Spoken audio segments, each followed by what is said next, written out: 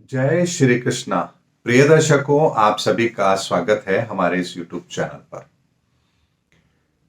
दर्शकों, आप मेरे वीडियो अगर बहुत लंबे समय से देखते आ रहे हैं तो आपको ये पता भी होगा कि मैं बहुत बार ऐसी बातें आप लोगों के सामने रखता हूं जिनको आप समय आने पर सत्य होता हुआ पाते हैं, और जब वो घटना घटित होती है तब आप उसका आकलन करते हैं तो आपको लगता है कि ये बात तो बहुत समय पहले ही कह दी गई थी।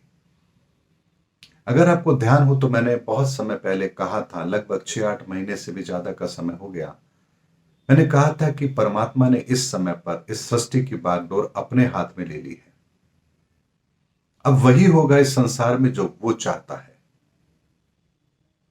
उसके बाद मैंने आपसे कहा था एक वीडियो में, और कहा था मैंने कि परमात्मा अब ऐसी स्थिति का निर्माण करेगा जहां जो लोग इस युग परिवर्तन में जिनका सहयोग ऊपर वाला लेगा, उनकी शक्तियों में वृद्धि होगी।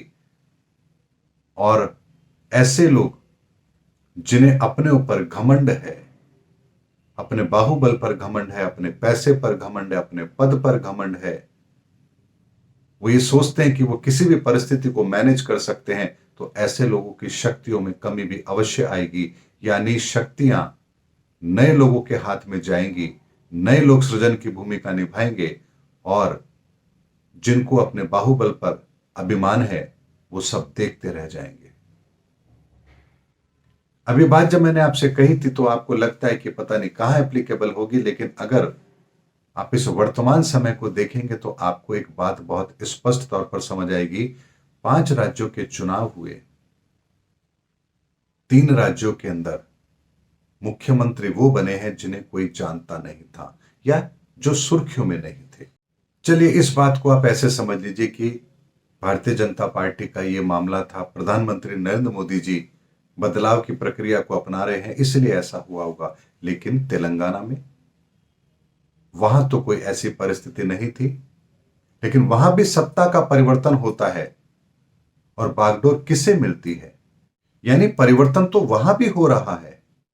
इस परिवर्तन को यदि आप ध्यान से समझेंगे तो आपको एक बात बहुत अच्छी तरह से समझ आएगी कि इस समय पर इस संसार के अंदर जो कुछ भी हो रहा है, जिस तरह की भी परिस्थितियों का निर्माण हो रहा है, वो साधारण हो ही नहीं सकती।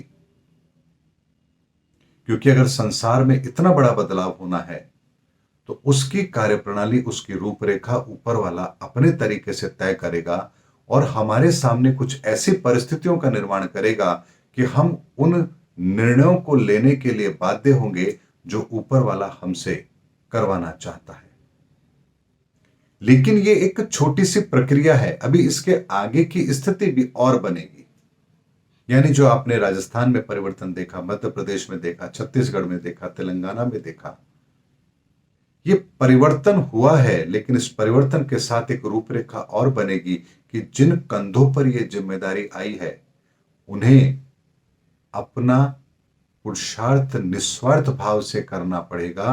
अन्यथा ये परिवर्तन जो हुआ है, ये परिवर्तन एक विचित्र स्थिति को जन्म देगा।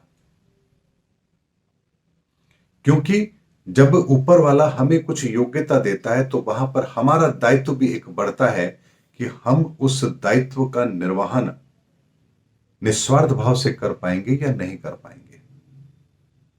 क्योंकि अक्सर ऐसा होता है कि जब शक्तियां इंसान के पास आती है, सामर्थ्य इंसान के पास आता है, तो कुछ विकार भी इंसान के अंदर आते हैं, और वो जो विकार उसके अंदर आते हैं, कई बार वो उसे अपने पथ से भ्रमित भी कर देते हैं। इसीलिए जो नई जिम्मेदारी नए लोगों पर आती है, उनका पहला दायित्व यह होता है कि वो एक दृढ़ प्रतिज्ञा लें कि इस जिम्मेदारी का निर्वहन वो लोग पूर्णतः ईमानदारी से करेंगे। क्योंकि ऐसे विचित्र समय पर, ऐसे कठिन समय पर यदि परमात्मा आपको चुन रहा है किसी बड़ी जिम्मेदारी के लिए, तो व्यवस्था तो परमात्मा आपके लिए कर रहा है। सिर्फ आपको अपने विकारों पर नियंत्रण रखना है। कहीं ऐसा ना हो आपके अंदर के विकार आपको पथभ्रष्ट कर दे। इस एक बात का हमें ध्यान जरूर रखना चाहिए। और ये बात मैं क्यों कह रहा हूं? ये बात मैं इसलिए कह रहा हूं कि जब सुग्रीव को राज्य मिल गया था, बाली का वध हो चुका था, तो सुग्रीव भूल जाता है कि उसे क्या कार्य करना है। उसे भगवान राम की सहायता करनी है। हालांकि वो तो भगवान थे, उन्हें किसी की सहायता की आवश्यकता नहीं थी, लेकिन एक कार्य था जो करना था, वो भूल जाता है। तो भगवान को पुनः उन्हें याद दिलाना पड़ता है कि तुम्हारा कार्य क्या था। और वहां सुग्रीव क्षमा याचना करता है और पुनः अपने कार्य में लग जाता है। यानी कई बार ऐसा होता है कि जब इस संसार में परिवर्तन होता है तो उस परिवर्तन के अंदर जिन लोगों के कंधों पर ये भार आता है, कई बार वो भ्रमित भी होते हैं। इसीलिए ये जो समय है, ये समय हम सबको अपने अपने कर्तव्यों का निर्वहन करने की प्रेरणा देता है। राजनीति का तो मैंने केवल एक उदाहरण लिया है, 3 राज्यों 4 राज्यों का तो मैंने केवल एक उदाहरण लिया है ताकि आप बात को समझ पाए। लेकिन ऐसी घटनाएं बहुत लोगों के जीवन में हो रही होंगी। अपने अपने क्षेत्र के अंदर ऐसे बहुत सारे लोग होंगे जिनके सामने अचानक से ऐसी परिस्थिति का निर्माण होगा जहां उन्हें कुछ बहुत बड़ी योग्यता उनके अंदर वो आते हुए देखेंगे। एक बहुत बड़ी जिम्मेदारी उनको दी जाएगी और वो बड़ी जिम्मेदारी जो उनको दी जाएगी उसको निर्वहन करने की शक्ति भी ऊपर वाला देगा। लेकिन कहीं ऐसा ना हो हम उस अपनी शक्ति का दुरुपयोग कर बैठें या हम उन परिस्थितियों का आनंद लेने में ही मस्त हो जाएं और अपनी जिम्मेदारियों को भूल जाएं। इस बात का ध्यान हमें जरूर रखना है क्योंकि परिवर्तन का दौर हर जगह पर काम कर रहा है। हमारे आसपास काम कर रहा है, हमारे समाज में काम कर रहा है, हमारे परिवार में काम कर रहा है, हमारे राज्यों में काम कर रहा है, हमारे देश में काम कर रहा है, हमारे विश्व में काम कर रहा है। ये केवल एक क्षेत्र में काम नहीं कर रहा है। ये तो वो घटनाएं जो आपको दिख रही हैं, ऐसी घटनाएं विश्व के हर देश के अंदर हो रही हैं, अलग अलग जगह पर हो रही हैं। आप अगर विश्व की घटनाओं को बड़े गहनता के साथ समझेंगे तो आपको ऐसे परिवर्तन हर जगह पर होते हुए नजर आएंगे। ये केवल भारत या भारत के 3-4 राज्यों की घटना नहीं है, ये परिवर्तन हर जगह पर हो रहे हैं।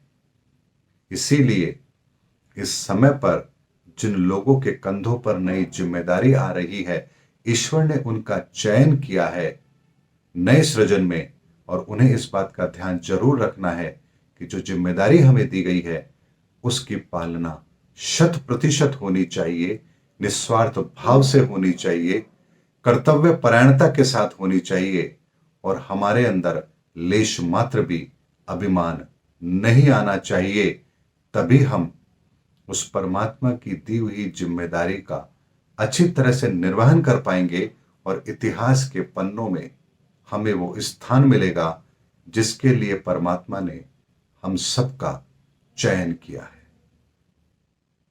दर्शकों, मेरी बात सांकेतिक है, समझने वालों को समझ आएगी, लेकिन इसका मर्म और इसका अर्थ बहुत गहरा है।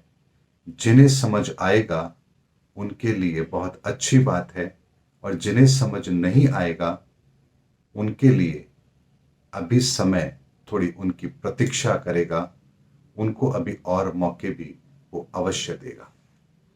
उम्मीद करता हूं दर्शकों मेरा वीडियो आपको जरूर अच्छा लगा होगा। अगले वीडियो में आपसे फिर भेंट होगी, तब तक हमारे चैनल पर बने रहिए।